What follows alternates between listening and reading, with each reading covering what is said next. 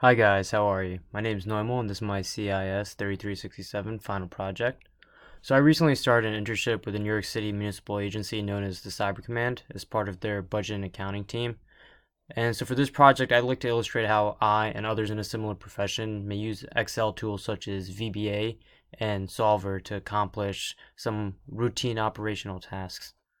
So to do this, I decided to analyze some fictitious data that I had created for a company that specializes in the manufacturing of cell phones. So let's take a quick look at this quarterly income statement I have prepared over here. Okay.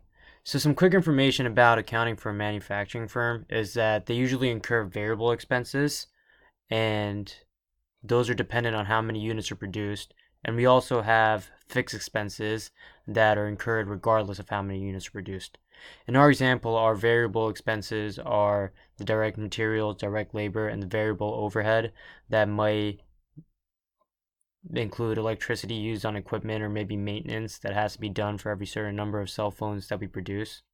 And now if we take a look at our fixed expenses, which are selling and admin expenses in our case, we see that there are four geographic segments that our company operates in: east, west, north, and south.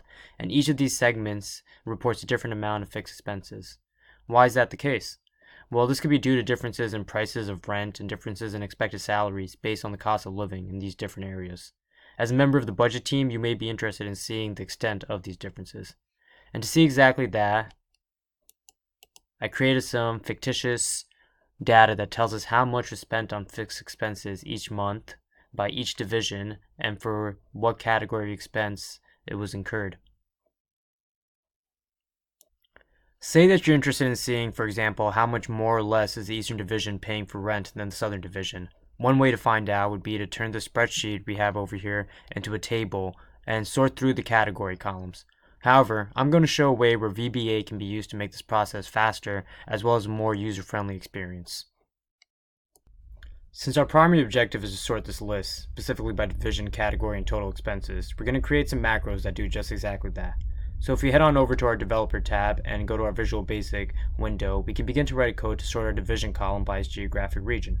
We begin by specifying the cells or range of cells that we're talking about. We do this by typing in range, specifying cell A1,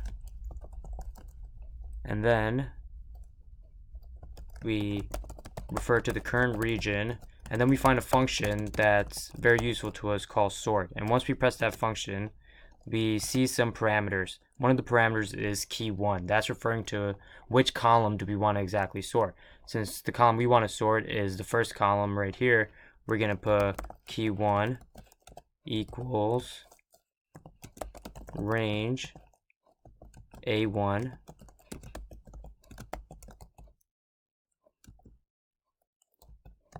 and the second parameter is order 1, and that's talking about how do we want to sort it. And we're going to pick ascending, and it doesn't really matter in our case since ascending or descending give us a meaningful insight. We're going to put XL ascending. And the third parameter, it asks whether or not we have a header in our spreadsheet. And in our case, we very much so have a header. So we're going to put header is yes. So let's go ahead and run this macro.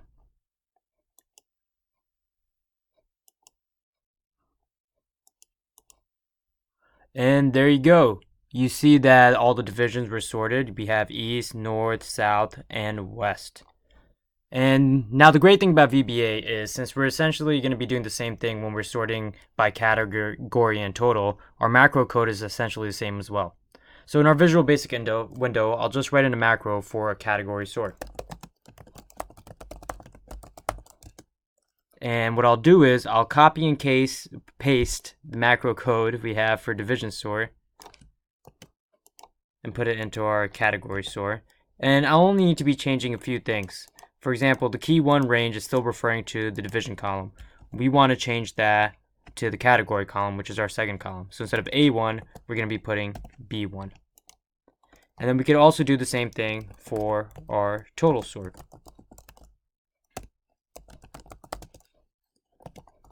And this time, since our total is on the last column of our spreadsheet, or column F, instead of A1, we will change it to F1. Now let's see if one of these functions that or macros rather, works as intended. We'll press run, and look at that. It just ran our last entered macro, which is a total sort, and it sorted our total column into ascending values. It's pretty nice to have these macros handy, but for someone who has to comb through data all day, you don't want to find out that you spent valuable time doing something that a click of a macro could have accomplished. So for our final macro, we're going to attempt to make a message box appear if we were to click a button. This message box would then ask us how we would like to sort the data by entering a numeric value. It sounds pretty ambitious, but trust me when I say it's pretty intuitive and worthwhile. So in VBA, the message box that we're trying to create is known as an input box, and that operation requires a variable known as a prompt, i.e. the text that will appear in the box itself. So let's go ahead and define that variable. So to define a variable, we use dim, and then we're going to put prompt text, and that's the text that we want to appear, and we're going to define it as string. Another variable that we'll have to define is the numerical value that we're going to be entering for our different sort types. For example, if I wanted to press 1 for a division sort, 2 for a category sort, or 3 for a total sort.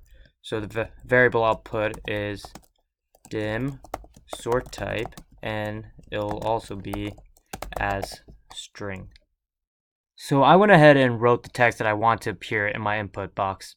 And here we see enter numeric value, and I have the different options stacked on top of each other. And to do this, I had to do a little bit of research, and I had to research how to write text in a box in VBA. And to enter different lines of text on top of each other, you must use a phrase that goes and VBCRLF and underscore, and then move on to the next line of text that you want under it. And this will give our input box the appearance of sorting options stacked on top of each other.